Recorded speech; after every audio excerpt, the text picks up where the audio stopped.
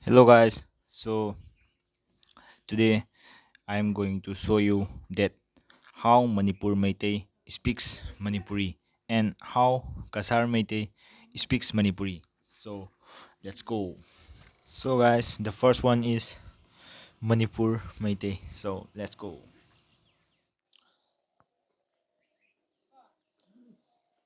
Hello भाई ꯑꯗꯣ ꯏꯕꯥꯏꯅꯤ ꯀꯩꯅꯣ ꯇꯧꯕꯁꯦ ꯏꯕꯥꯏꯅꯤ ꯄꯨꯟꯅ ꯇꯤꯟꯅꯔꯛꯄꯁꯦ ꯑꯩꯈꯣꯏꯗꯤ ꯀꯨꯏꯔꯦꯅꯀꯣ ꯑꯗꯣ ꯑꯩꯈꯣꯏ ꯃꯥꯅ ꯍꯥꯏꯕ ꯏꯕꯥꯏꯅꯤꯁꯦ ꯄꯨꯜꯂꯒ ꯆꯥꯛ ꯆꯔꯥ ꯑꯃ ꯆꯥꯃꯤꯟꯅꯧꯑꯌꯦ ꯑꯗꯣ ꯚꯥꯏ ꯅꯪ ꯍꯟꯗꯛ ꯀꯩꯅꯣꯁꯦ ꯍꯟꯗꯛ ꯁꯪꯒꯗ꯭ꯔꯣ ꯚꯥꯏ ꯁꯪꯕ ꯃꯇꯝꯒ ꯂꯩꯕ꯭ꯔꯣ ꯚꯥꯏ?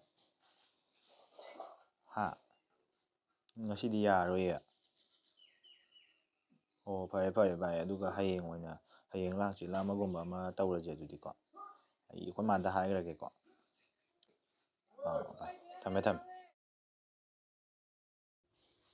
ꯍꯦꯜꯂꯣ,